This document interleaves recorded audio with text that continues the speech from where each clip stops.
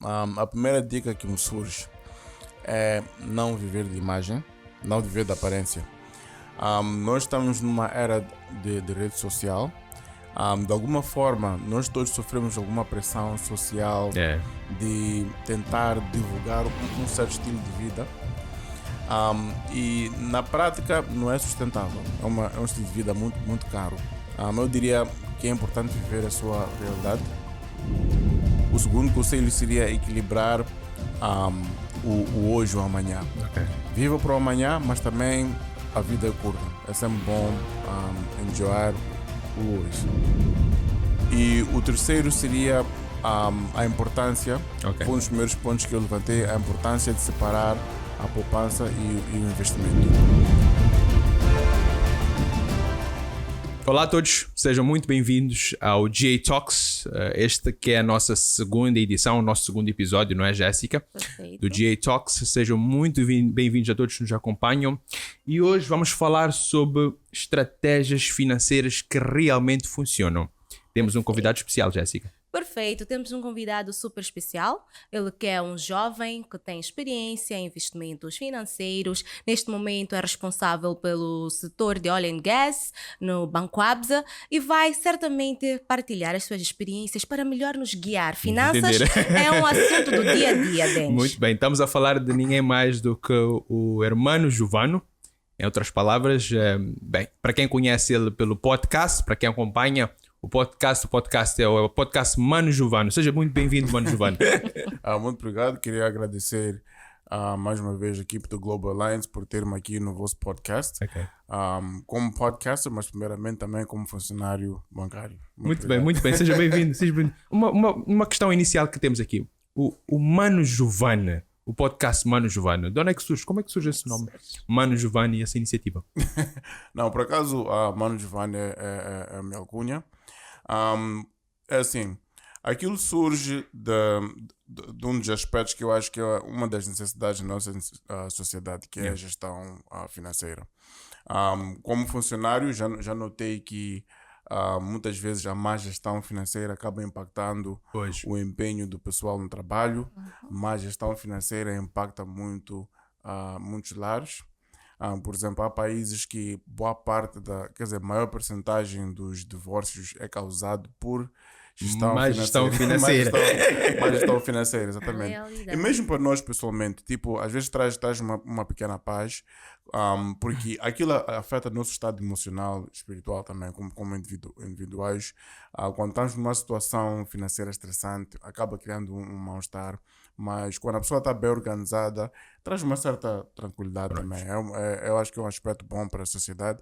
E também acredito que nós que somos funcionários do setor financeiro, devemos também ser um dos exemplos na sociedade também nesse aspecto. Certo. Falando em exemplos, e estamos a falar mesmo de finanças, um dos temas que abordou no seu podcast é ligado aos judeus. E deixou lá ficar 5 pontos pelos quais eles são considerados, podemos assim dizer, como os mais ricos. Eu gostava que partilhasse um pouco sobre este tema, sobre este conteúdo conosco no nosso espaço hoje do GA Talks. Por acaso é um tema bastante interessante. Recordo que foi o primeiro episódio que eu lancei. Foi o primeiro? Foi o primeiro, por acaso, o que fez-me divulgar aquela edição foi... eu sempre achei aquele grupo de pessoal muito, muito, muito interessante, os judeus.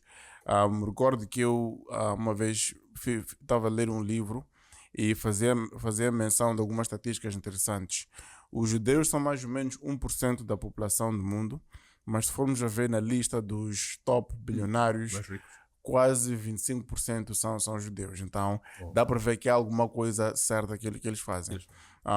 Mesmo se formos a ver, por exemplo, na Bíblia, historicamente os judeus eram o povo era dos povos mais prósperos, e no final do dia é a combinação de certos hábitos e tradições que eles têm, hábitos religiosos tradicionais, de gestão financeira, e eles mantêm esses hábitos e acabam prosperando. Se formos a ver várias indústrias a nível mundial, boa parte quer dizer, muitas das figuras que são successful financeiramente são judeus. Então, achei muito interessante pesquisar essa área.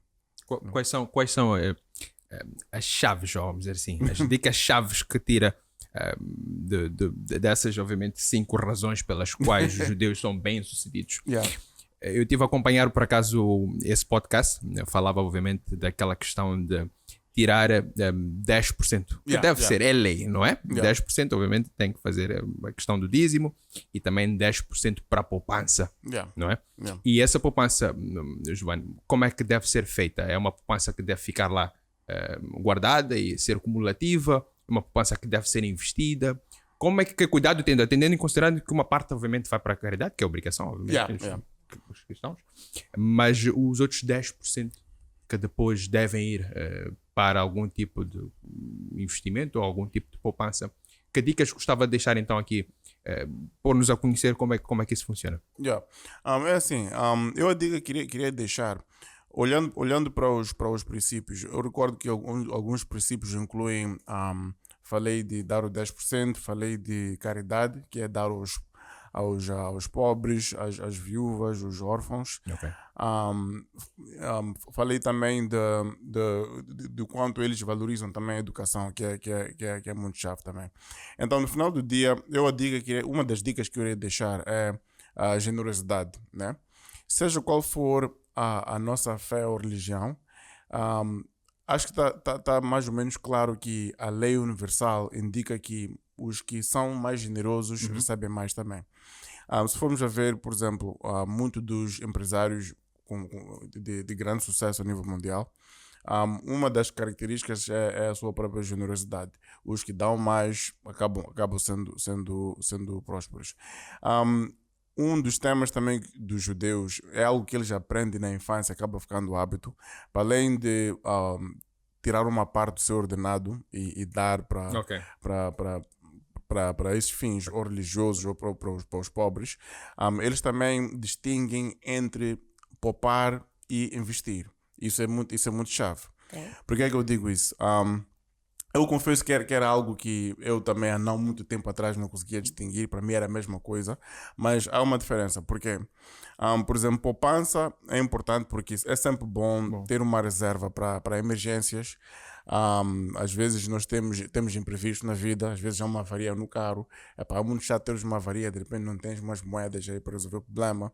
Às vezes há emergências de saúde. Há várias outras emergências, às vezes quebra alguma coisa em casa, tem que se fazer reparação e é um bocadinho complicado tirar do salário para pagar. Então, quando há uma reserva, isso ajuda bastante. E também, lazer. Às vezes, lazer é importante para manter.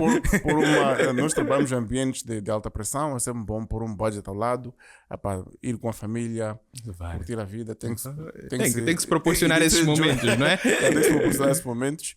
E por outro lado, investimento é mais para fins a longo prazo, né? Por exemplo, investir o dinheiro. Por que se investe no dinheiro? Nós temos o inimigo invisível que chama-se inflação, né?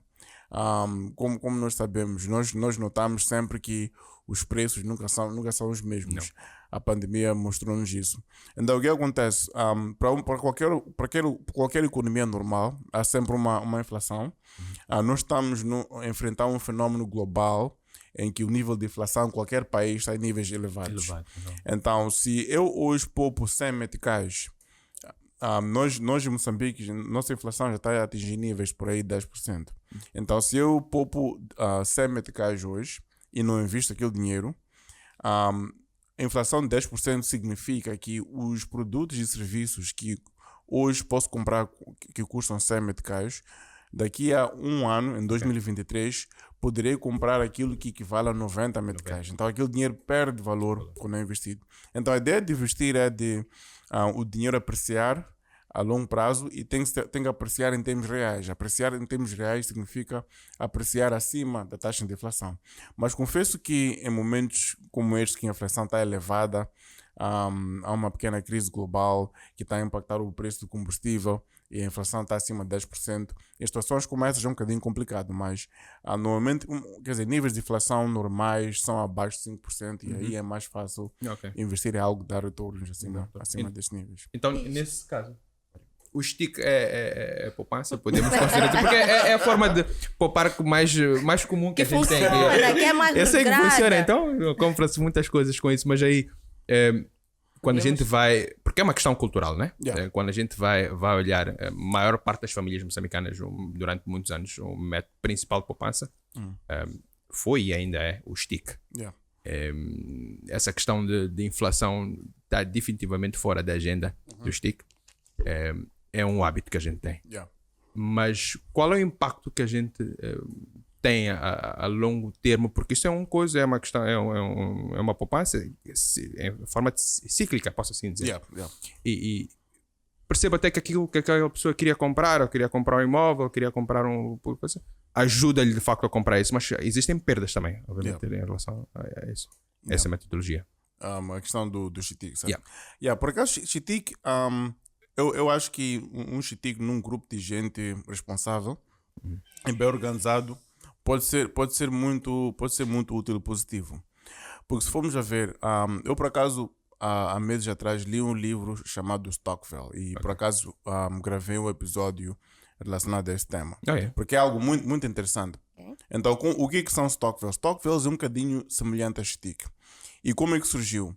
Aquilo surgiu, acho que foram lá para anos 40 na África do Sul, em zonas rurais pobres. E aquilo surgiu das necessidades das pessoas. O que acontece é que na quadra festiva, muitas famílias tinham dificuldades de comprar um rancho, porque o rancho de dezembro não é o mesmo que o rancho do ano. De janeiro a novembro. Não é o mesmo que o ano normal, né? Há sempre umas carninhas a mais, um leitinho a mais, uns refrescos e cervejas a mais e tudo mais. Então o que aconteceu é que muitas famílias pobres acharam bem, de uma forma conjunta, a fazer algo semelhante ao Chitik, onde, diferente do Chitik, quer dizer, semelhante ao Chitik, é uma contribuição mensal. Tipo, cada mês a pessoa tira uma pequena percentagem do seu ordenado e é uma poupança conjunta. E o que acontece é que o Stockville tem regras de contribuição e também tem regras para quem quer sair e tem regras em termos de distribuição dos fundos. Então, quando chega lá na quadra festiva, nessa altura distribui-se os dinheiros e tudo mais e faz as compras. E é algo prático. Então, o que aconteceu é que eu acho que o conceito Chitik é um conceito que tem potencial de desenvolver bastante e pode fazer coisas muito úteis. Né? Na vida. Porque o conceito de Stockville é um conceito que evoluiu bastante. Aquilo começou como um mecanismo de angariar fundos para coisas básicas, mas hoje em dia tu tens Stockvilles de investimentos, tu tens Stockvilles de terras. Então vou dar um exemplo. Um grande desafio para qualquer jovem, em qualquer parte do mundo, é a aquisição de imóveis, compra de casa e tudo mais. Hoje em dia há Stockvilles, por exemplo, na África do Sul, de imóveis, onde um grupo de, sei lá, 50 jovens podem contribuir, por exemplo, 5 mil rands por mês. Né? E, por exemplo, há Stockvilles que têm regras que se o jovem é consistente durante os 5 anos, tem direito à compra de uma casa. Então, por exemplo, durante o período de 5 anos vai poupando 5 mil rands, vai tirando 5 mil rands, colocando no Stockville. O dinheiro e é depois de 5 anos, a pessoa já tem uma casa ou tem um terreno sem nenhum empréstimo. Perfeito. Então, mas, desculpa, o que me faz pensar agora ou analisar melhor é, na verdade, não interessa somente poupar, mas para que estás a poupar?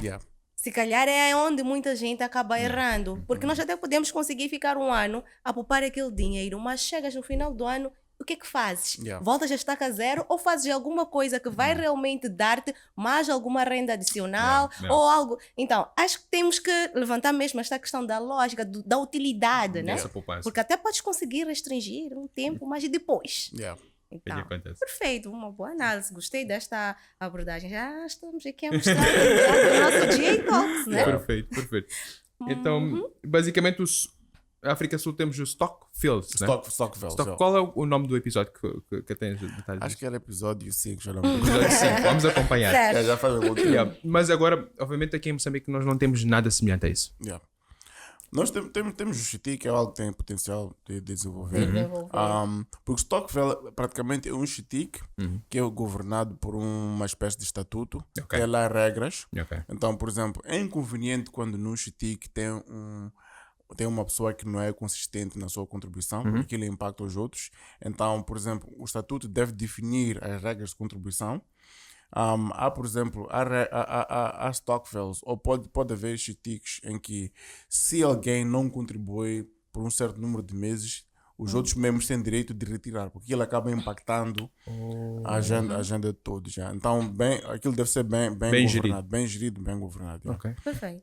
Mas tem uma outra questão que me surge ligada a esta parte que estamos a falar de poupanças, investimento, e que, olhando para a nossa realidade moçambicana, nos é importante frisar.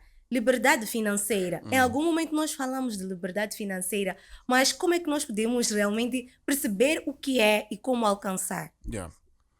É um tema controverso. Por que é que eu digo isso? A liberdade financeira, eu diria, deixa-me começar por talvez escrever uma pessoa típica que não tem liberdade financeira. Um exemplo de alguém que não tem liberdade financeira é se, de repente, se a pessoa perde emprego, fica numa situação financeira muito complicada. Uma pessoa que tem liberdade financeira seria uma pessoa que... Um dos temas que eu aconselhei no podcast era... eu distingui, por exemplo, investimento e poupança. Yeah. E dentro da poupança dei aqui algumas categorias, alguns exemplos de categorias. Sim. Algum para lazer, algum de emergência. Então, o cálculo que eu fiz foi o fundo de emergência, e isto certamente é uma maratona, não é algo que chega-se lá daqui para aqui. O fundo de emergência, qualquer pessoa deve fazer as contas e calcular qual é a sua despesa mensal. Tipo despesa para coisas essenciais, tipo renda, pagamento de energia, água, escola das crianças e tudo mais. Se formos a somar a despesa mensal, o fundo de emergência deve equivaler a pelo menos 6 meses de despesas.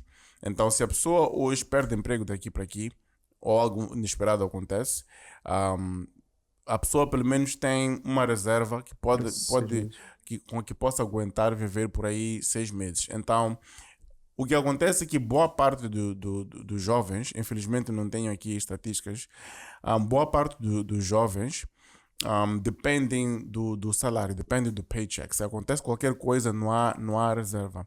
Então, eu diria que liberdade financeira significa ter uma reserva suficiente para o caso de alguma de perda da sua fonte de renda, do ordenado. A pessoa tem uma reserva que possa sustentar-se e a sua família. Número 2, liberdade financeira também é a pessoa ter ativos suficientes que possam gerar receitas fora do seu ordenado. Se de repente acontece algo, se a pessoa, sei lá, tem por exemplo, um acidente e fica incapacitado, não consegue trabalhar, pelo menos a outra fonte de renda possa também sustentar a pessoa. Esse é outro exemplo de liberdade financeira, né? Então, uma pessoa que não é livre financeiramente é alguém que trabalha para o paycheck. Se não tem aquele paycheck, a pessoa está... Em sérios problemas. Feito ao vivo. Perfeito. Mas podemos também analisar por um outro ponto. Será que uma educação financeira também pode, de certa forma, contribuir para poder alcançar esta liberdade financeira? Por exemplo, eu vou dar 2 cenários. O indivíduo tem o seu salário mensal, tem outras fontes de renda, e mesmo assim ele vive apertado, podemos assim dizer. As fontes de renda extra, elas param por algum momento, né? Fica só com o salário. Yeah. E esta mesma pessoa consegue viver os 30 dias do mês. Yeah. Mas começa a refletir que quando eu tinha as minhas fontes extras, eu conseguia também viver, mas vivia apertado na mesma, mas agora continuo a viver. Então, se eu tiver um salário maior que o meu salário mensal, que os meus extras, mesmo assim continuam a viver apertado. O que é que traz esse tipo de cenário? É uma coisa muito comum. Yeah. Tu aumentas o teu rendimento, mesmo assim estás apertado. Yeah. Diminuis, consegues viver. Yeah. Como explicar este fenômeno? Yeah. Isso por acaso requer muita disciplina, porque isso tem muito a ver com a questão do planeamento. Yeah. Um hábito que não é muito comum é planeamento mensal. Eu acredito que todos os meses, porque é assim, muitas das vezes há pessoas com bom salário, com bom ordenado, mas daqui para aqui, quando chega dia 5, a pessoa já está tight. O que acontece muitas das vezes é a falta de planeamento. Então, deve-se controlar para onde vai o dinheiro.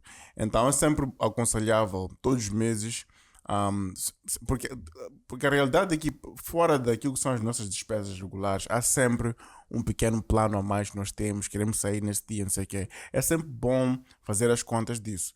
Então, por exemplo, cada mês tira-se uma percentagem para a poupança, dependendo da sua fé, pode tirar uma percentagem para qualquer contribuição religiosa ou para qualquer caridade. Depois deve-se descontar as despesas, por exemplo, a renda, a alimentação, tudo mais. E no final do dia, isso também permite, dá um certo controlo dos fundos. Então, por exemplo, se há algum plano que é fora daquilo que são as despesas normais, a pessoa pelo menos já tem uma ideia de qual é a baliza de que pode gastar naquele mês. Então, o que acontece quando a pessoa vive sem fazer esse planeamento? O dinheiro desaparece e nunca se percebe para onde vai. Muitas das vezes, isso já aconteceu comigo, que acontece com muita gente que trabalha. Nós trabalhamos, somos promovidos no trabalho, o ordenado aumenta, mas no final do mês... As contas também.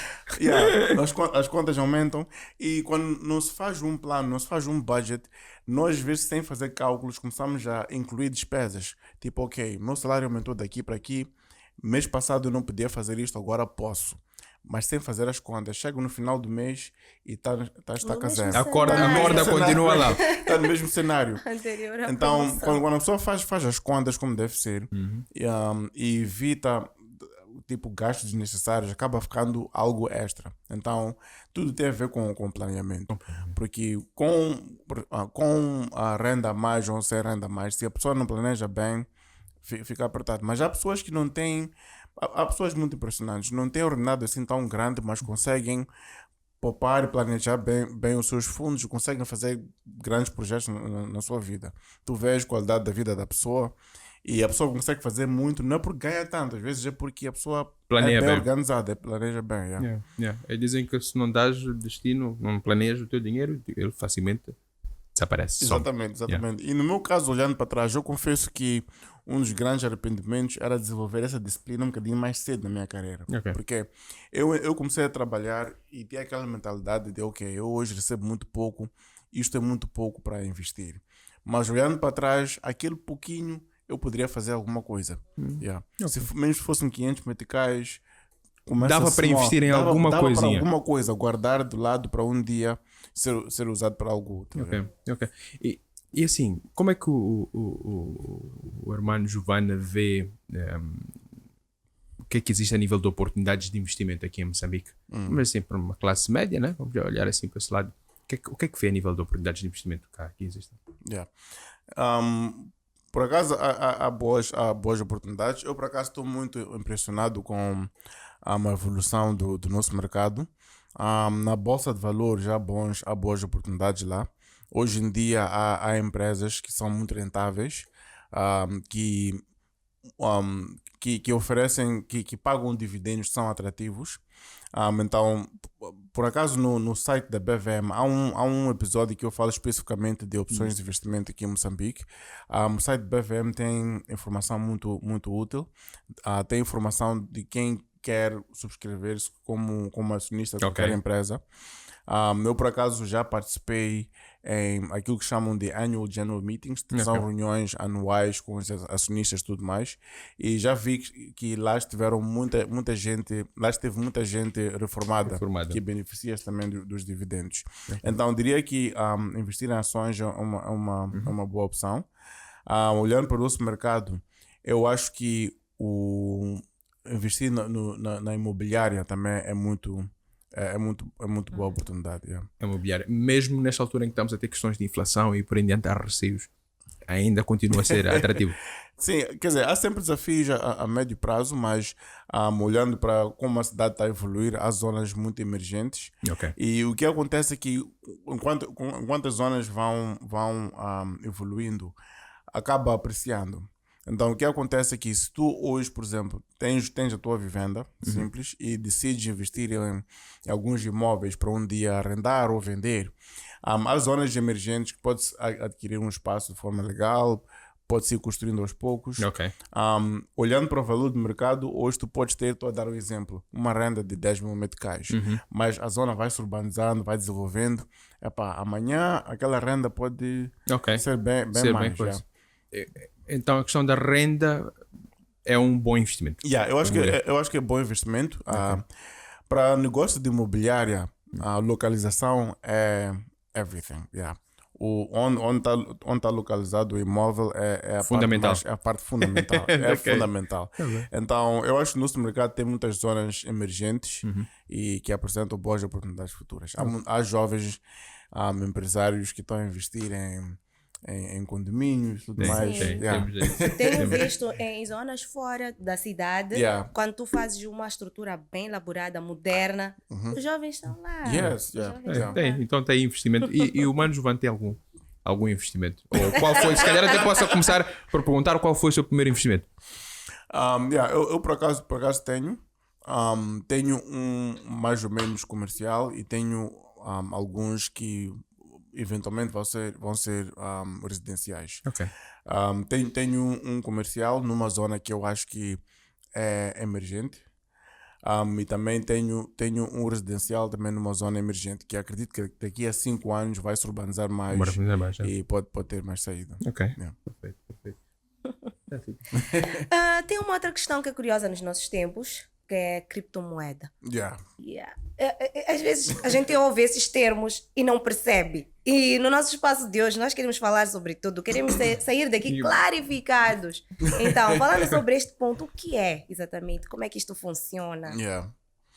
Criptomoedas. Criptomoedas, se a memória não me trai, a primeira criptomoeda foi criada lá para 2008, 2009, que é o Bitcoin. Hoje é a criptomoeda mais popular. Praticamente, a criptomoeda é uma moeda, posso dizer, digital, né? E diferente da moeda que nós estamos acostumados. Por exemplo, o Metical é uma moeda regulada pelo Banco de Moçambique. O dólar, rand também são moedas que são reguladas. Criptomoeda é uma moeda que não é regulada, né? Há pessoas que são muito informadas na área de tecnologia. Eu não sou uma delas, infelizmente. Então, podia dizer que criptomoeda é uma moeda digital. E é interessante que nos últimos 5, 6 anos, quer dizer, o número de utilizadores de criptomoeda tem crescido de forma muito exponencial. Então é o seguinte, eu acho que um dos, posso dizer, não vou dizer mitos, é que muita gente vê criptomoedas como um investimento. O que acontece é que, da forma que o número de utilizadores cresceu de forma exponencial a nível mundial, durante esse processo, o valor de certas criptomoedas, como Ethereum, como Bitcoin, apreciaram bastante em termos de valores monetários. Eu cheguei a ter Ethereum. Eu tive algumas moedas de Ethereum. Apreciaram bastante. E o que acontece é que, diferente do investimento normal, por exemplo, tu se investe na bolsa de valores, existem métricas para tomar uma decisão sábia no investimento. E se formos a ver, em termos de estatísticas, tipo a taxa de sucesso de pessoas que investiram em empresas que usaram metodologias que fazem sentido, é um bocadinho satisfatória. Porque tu se investe numa empresa que tem um bom empenho financeiro e já teve há mais de 20 anos, há boa chance de teres um retorno satisfatório. Porque tu podes ler, por exemplo, empresas que estão listadas na Bolsa de Valor, publicam os seus relatórios financeiros, tu podes acompanhar como a empresa empenhou-se financeiramente, comparando com os seus concorrentes, e dá para fazer uma estimativa de ok, dá para investir nessa empresa. Uma tomada de decisão, ajuda-lhe Exatamente. bastante. Ajuda bastante. Segura. Por outro lado, o valor da criptomoeda é determinado puramente pela demanda. Se hoje o jovem está, quer dizer, se existem jovens que têm apetite de pagar $50 mil por uma criptomoeda, o valor sobe. Amanhã, se alguém famoso posta no Twitter e diz, pá, não compre essa criptomoeda porque, sei lá, você não vai perder dinheiro. É um exemplo só. Milhões de jovens a nível mundial podem ter aquele medo de começar a vender. O valor cai daqui para aqui. Então, a criptomoeda não tem como tu medires ou tu estimares o retorno que tu vais ter. E é por isso que, comparando com ações de qualquer empresa normal, a criptomoeda é extremamente volátil. Daqui para aqui pode apreciar 20%. De repente, daqui para aqui perde 50% de valor. E acaba sendo muito arriscado. Eu, por acaso, eu recordo, acho que foi lá para janeiro, fevereiro, divulguei um episódio onde eu falei de criptomoeda, e muita gente escreveu-me a dizer, mano, eu perdi X dinheiro com criptomoeda, o que é que eu faço? Então eu fui explicando às pessoas que, olha, a criptomoeda por acaso é uma moeda, mas não é um bom investimento. Mas por outro lado, um aspecto que não podemos ignorar é que o número de utilizadores está a crescer bastante, porque hoje em dia há muitos canais comerciais para usar criptomoeda como pagamentos, como compra. Então a realidade é que aquilo está a crescer como uma moeda normal para compra de bens e serviços. Ativos digitais, posso assim dizer, usados para agora. Fala-se de bens, vamos assim dizer, os NFTs e por aí dentro, no qual é preciso ter algumas criptomoedas para fazer a compra. Então, se calhar num futuro, possivelmente vai ser a moeda que a gente esteja a transacionar, sejam as criptomoedas, não é? As estatísticas apontam para isso. Mas eu diria o seguinte, para qualquer investimento, eu acho que a regra deve ser básica. Invista naquilo que tu percebes. Né? Então, por exemplo, um jovem que é empreiteiro, né, que fez curso de engenharia civil, ele pode ser empreiteiro, porque ele percebe daquilo. Meu irmão Giovanni trabalha com dinheiro, não percebe tão bem daquilo, então deve ter um bocadinho mais de cautela. Então é sempre bom investir naquilo que tu percebes. Então, por exemplo, tu se és alguém que é muito de fitness, gosta muito de usar marcas como Nike, como Adidas, faz mais sentido uma pessoa dessas investir nos estoques de uma empresa como a Adidas, porque a pessoa percebe aquilo. A pessoa naturalmente pesquisa o mercado de desporto, como está o empenho de venda de sapatilhas da Adidas, comparando com Nike. Então, a pessoa está investindo numa área que percebe. Eu conheço pessoas que têm muito interesse na área de tecnologia. Então, para tal pessoas faz sentido investir numa empresa como a Apple, como Tesla. E, deve ser de acordo com a sua inclinação. De certa forma, isso tudo vai ligado a uma questão de risco. Então, falar de risco é também entrar para um dos produtos do ramo financeiro, que é o seguro. Se calhar falarmos um pouco sobre seguros, falar um pouco sobre empréstimo. Empréstimo podemos deixar como último ponto, como segundo ponto. Eu acredito que é algo que vamos poder explorar mais. Mas começando sobre estes produtos financeiros, que é especialmente seguro, e depois... Porque, pronto, no fim do dia a gente diz assim, é um investimento, mas se esse investimento não tiver seguro, pode levar todo esse esforço. É verdade.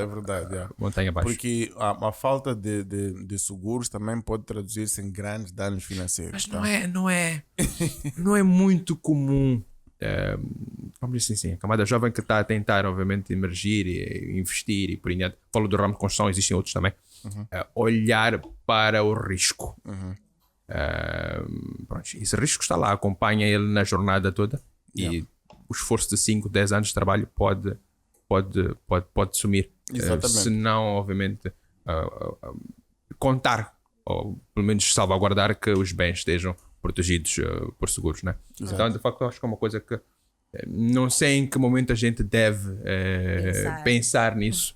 Mas pronto, o irmão me conhece muito bem, não sei se durante as palestras de educação financeira também tenta realçar esse aspecto de poder dizer, olha, vamos investir, mas vamos também olhar para os imprevistos que podem ocorrer durante isso. Mas também estou a falar com um especialista que percebe melhor de seguro do que eu. Perfeito. Mas é o seguinte, do meu lado, olhando da perspectiva de negócio, porque nós na banca trabalhamos com clientes, trabalhamos com empresários que são donos de pequenas e médias empresas, trabalhamos com grandes empresas em grandes projetos. Acontecem sinistros, acontecem coisas que... porque às vezes, confesso que no dia a dia, nós nunca pensamos no pior. Né? Nós vivemos a vida, não pensamos no pior e a realidade é que isso acontece. Então, às vezes a tendência de olhar para o seguro como um custo desnecessário. Mas a longo prazo, quando a pessoa analisa e compara o custo de pagar aquele prémio trimestral ou mensal versus a perda, aquilo vale a pena. Então eu diria que seguro é importante a nível pessoal, mas é sempre bom ter os bens valiosos assegurados. Eu pessoalmente sou a favor de investir também em seguro de vida. A tendência é só de aderir a seguro de vida apenas para, por exemplo, crédito de habitação, para se acontece algo com a pessoa, aquele saldo ser liquidado. Mas no final do dia, muitos de nós não somos chefes de famílias, temos famílias, temos dependentes, devemos pensar neles. Infelizmente não estamos aqui para sempre e é sempre bom ter um seguro de vida para caso aconteça alguma coisa, poder os nossos familiares estarem cobertos já. Sim. Então eu acho que o seguro deve ser algo bem pensado, considerado para qualquer pessoa, a nível individual, a nível da empresa. Estou aqui a divulgar vocês. Não, fica à vontade. Fica à vontade. Não, mas olha, falou de um aspecto aqui interessante, que é obviamente na área que trabalha, os clientes e por em diante. Obviamente tem mais especialização naquilo que é a área de oil and petróleo e gás, né? Há muita expectativa que está a ocorrer-nos neste momento sobre o que é que vem a ser, mas de repente, obviamente, há um receio, parece que não vai acontecer tão já e por em diante, mas pronto, as coisas vão inflacionando consoante essa expectativa vem vindo e por em diante e mesmo até nós, a nível de investimentos, eu sei que obviamente há muita gente que correu para fazer, montar algumas coisas, algumas empresas e por em diante, para posicionar-se para aquilo que é o investimento que vem, de repente o investimento não vem tão já e é dinheiro que está ali parado e por em diante. Qual é o conselho que o Armando gostava de deixar dos erros que não se devem cometer ou que se deve ter cuidado quando há essa especulação, há essa expectativa de investimentos no setor do óleo e gás? É uma pergunta muito interessante porque nós como instituição estamos investidos, quer dizer, estamos a investir bastante em toda a cadeia. Nós apoiamos bastante os donos dos grandes projetos, os investidores, e nós também apoiamos financeiramente e não financeiramente as pequenas e médias empresas que fazem parte da cadeia. E por acaso temos participado em vários fóruns onde tem havido vários debates relacionados às pequenas e médias empresas, acesso a financiamento, a questão das plataformas digitais para cadastro para os potenciais fornecedores de grandes projetos e tudo mais. E pelos debates, eu acho que um dos pontos positivos, porque assim, eu acredito que depois daquilo que o país já passou, comparando com mercados africanos como Angola ou como Nigéria, o setor do petróleo e gás é algo meio novo em termos de megaprojetos. Sim. Por exemplo, Angola já há décadas já tem megaprojetos. A Nigéria já desde os anos 50 tem produzido petróleo e tudo mais. Para nós é algo novo. E nós estamos a aprender que é um setor bastante cíclico. Às vezes o preço do petróleo impacta o nível de investimento. Às vezes questões políticas, como estamos a ver na província de Cabo Delgado, me impacta muitas atividades. Então, uma grande lição que os jovens, quer dizer, não vou dizer só os jovens, mas os empresários de pequenas e médias empresas aprenderam, foi a importância da diversificação. Porque já houveram empresas que abriram-se puramente para prestar serviços para o setor de petróleo e gás. Mas hoje em dia elas aprenderam a importância de diversificação. Hoje em dia também prestam serviços ao setor mineiro, há boas oportunidades lá, setor de telecomunicações, É um setor que acredito que vai crescer nos próximos anos, e outros setores como setores de bens consumíveis. Temos multinacionais que têm fábricas aqui em Moçambique que também têm planos de investir nas pequenas e médias empresas nacionais. Porque assim, o tema do conteúdo local é um tema mais abrangente do que o setor do oil and gas. Aqui em Moçambique pensa-se muito oil and gas, mas outros setores também estão a fazer, têm programas para capacitar e priorizar fornecedores nacionais. Ok. Porque o desenvolvimento da economia nacional é um tema mais debatido. Então, um dos grandes desafios de várias pequenas e médias empresas é a questão do acesso ao financiamento. Mas hoje em dia, uma empresa que é diversificada, não é 100% dependente de um projeto, de um setor, acaba estando numa posição favorável para acesso ao financiamento. Porque uma instituição financeira que tiver a fazer uma análise de crédito para financiar uma tal empresa, vai olhar para a sua carteira e ver, ok, queremos financiar para projeto X, mas se algo der errado, esse cliente tem receitas de outros projetos também para cobrir a facilidade. Okay. Então isso é uma coisa que é observado, obviamente, vocês na linha de crédito sempre tem de haver esse aconselhamento, tem de haver esse e ainda assim qualificam os clientes. Normalmente, quando é um cliente que vem e diz, olha, eu quero investir nesta área de setor e gás, normalmente, como é que vocês lidam com isso? Não, também existem mecanismos de estruturar a facilidade que protege bem o banco no evento que algo dá errado. Okay. Mas é uma análise que se faz caso a caso. Caso a caso. Muito minucioso. Por outro lado, estamos a falar de PMEs. Quais seriam os conselhos que daria exatamente para os donos das PMEs, tirando só este lado que esteve a falar agora, que é a diversificação do negócio? Eu faço essa questão porque tem-se verificado, Denis e Hermano, uma questão de pessoas que dizem eu opero neste ramo, mas não está registado. Começa a questão de, ok, fatura-me isto, a pessoa já fica numa situação complicada. Surge-lhe a oportunidade de poder dar aquele bem, mas não tem bases. Então, que puxão de orelha, se calhar, poderia ser dado aos donos das PMEs, aqueles que são potenciais também investidores, que querem abrir empresas. Eu, por acaso, não diria puxão de orelha, mas pequeno conselho. Hoje em dia, no mercado existem vários programas de capacitação. Existem incubadoras, existem centros de formação para pequenas e médias empresas que têm programas de certificação para essas empresas e também tem formação, não só para os empresários, mas também para os funcionários das empresas. Alguns destes programas de capacitação também há uma espécie de consultoria e aconselhamento que se dá aos empresários, porque a estrutura da empresa também é muito chave, né? Por exemplo, há consultorias para a área de uns desafios dos empresários nacionais é a questão de gestão financeira organizada. Por quê? Porque instituições financeiras querem olhar para o empenho financeiro e muitas das vezes, quando a contabilidade da empresa não está bem organizada, acaba complicando a coisa. Então, dentro dos programas que existem, há entidades que estão capacitadas e também prestam serviços para preparar essas empresas para organizar a sua contabilidade. Existem vários aspectos também para preparar as empresas para o tal. Eu vou dar um exemplo.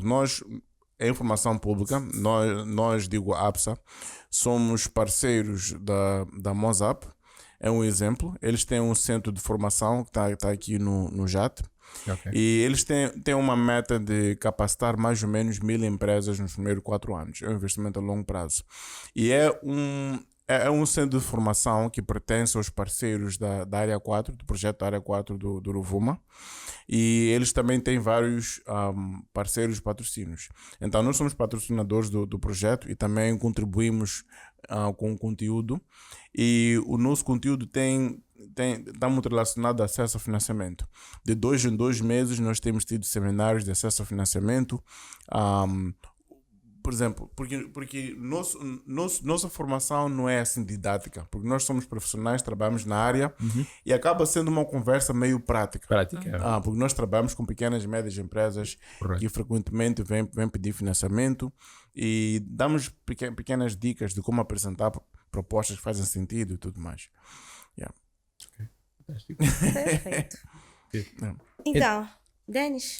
Então, bem, do nosso lado, pronto, estamos quase a chegar ao final do nosso dia talk, e alguma coisa que nós gostávamos de, obviamente, relevar de si. Era principalmente 3 dicas valiosas que eu gostava aqui de deixar para quem pretende ter, vamos assim dizer, para que os jovens precisam de ter, obviamente, para organizar as suas finanças. Então, se conseguir de forma muito resumida, 3 dicas valiosas, o que é que o Mano Giovanni iria sugerir? Dicas. A primeira dica que me surge é não viver de imagem, não viver de aparência. Nós estamos numa era de rede social. De alguma forma, nós todos sofremos alguma pressão social de tentar divulgar um certo estilo de vida. E na prática não é sustentável. É um estilo de vida muito, muito caro. Eu diria que é importante viver a sua realidade. Número 2, no final do dia acabo quase confessando euros que eu número 2, eu diria viva não só para hoje. É assim, eu diria que não se pode só viver para hoje e também não só viver para amanhã. Devemos sim viver para amanhã, mas we need to enjoy life as well, tá vendo? Por exemplo, eu dei exemplo da questão da poupança. Uma das categorias importantes também é lazer. É importante nós todos sermos muito dedicados nas nossas profissões, mas temos que tirar algum tempo também para nos divertir. Isso é importante. Eu diria que o segundo conselho seria equilibrar o hoje e o amanhã. Viva para o amanhã, mas também a vida é curta. É sempre bom enjoyar o hoje, né? E o terceiro seria a importância, foi um dos primeiros pontos que eu levantei, a importância de separar a poupança e o investimento. Porque isso também organiza bem, a nossa vida acaba sendo organizada.